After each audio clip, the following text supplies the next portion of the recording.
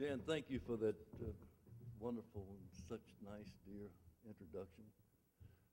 I thank you for it, and I thank you for this honor. I am a little overwhelmed by it. I thank the host committee for putting on this event, and it's such an honor for me. I'm really flattered to be on the same stage with all the other recipients who are just all extraordinary people. You know, to be on the same page, the same sheet with Dr. Arthur Guyton is something that I don't feel I deserve, or did I ever dream I would even be on the same stage with such an extraordinary person. I congratulate Dr. Guyton, your entire family, your late father. What a terrific person he was, and all of you. So congratulations to you. Edward, I didn't know your family, but the Bart family, and I always thought it was from Gulfport. When I drove into Gulfport, I would see Bart bottling over on Highway 49, but I'm glad it's straight now. It's a Biloxi startup. And Hartley Peavy, wow, the products that you make, congratulations to you. I recently read a book that was written a few years ago by Tom Friedman saying that the world is flat. Well, Hartley knew the world was flat way before Tom Friedman did. You've had your products around the world a number of times, so congratulations to you. And then to the Creekmores, Jimmy, I'm glad that you allowed Wade to join you tonight. That was nice. But I have always admired the Creekmores, been friends for many years, but especially admiring the Cellular South. What a terrific story. They've been way out in front in technology, out in front in marketing and everything they've done.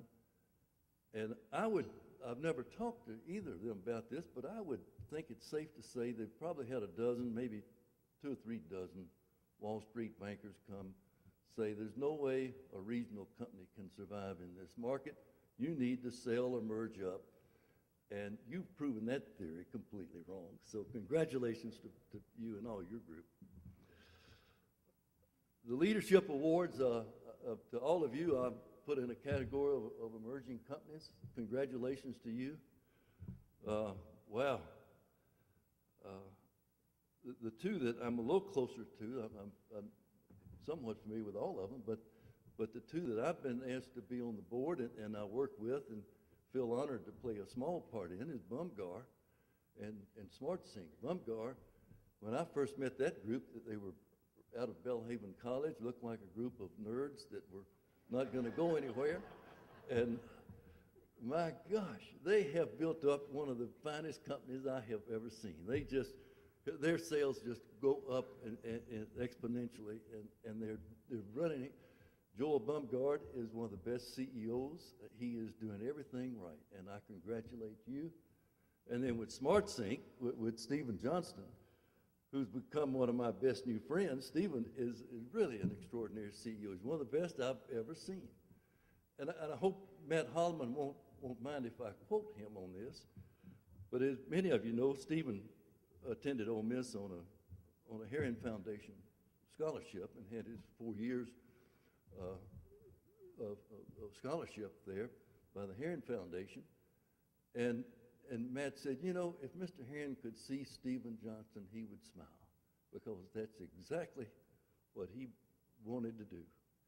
And what a perfect example. Stephen, congratulations to you and your company. I think those last two are headed up in a real fast, and I'm sure the others. I don't mean to single them out, but those two I'm a little closer to. Now, I was not invited here to give you my 10 secrets to success, and you'll be pleased to know I don't intend to. But there's one dimension in there that I'd like to speak to briefly, and then I'll sit down. But it has to do with relationships. 2 aspects of it. The first, with relations that you have in growing up and in your life. I don't think I realized earlier, as much as I do today, when I look back, what a strong impact it has on a person's life is who you associate with. I mean, I've had people that have just raised me, and a few of them that have knocked me down a little bit, but people you associate with really affect where you end up in life, where you go, and what you do. And the other one that I really wanted to focus on is the relationship working with you every day in your work, whether it's personal or business, professional. The people you work with is critical. I think that there's nothing stronger in I'll speak from a company, of having people that have the same vision, the same goals, and want to accomplish the same things you do. And I think that there's no better example than that than Jay Baggett. Jay was the first engineer, as you heard, our first engineer. And I often look back and say, you know, what if that had not been Jay? What if that had been some other engineer? Well, I can tell you, I don't think our company would have had near the success it had as it did with Jay. And Jay and I thought alike. I mean, we didn't always agree, but we thought alike. And we wanted to build a company, and we wanted to be a leader in wireless, and we had more fun doing it, and it was a real pleasure. So if you would allow me, I'd like to ask Jay to stand up, because without him, I don't think I'd be here.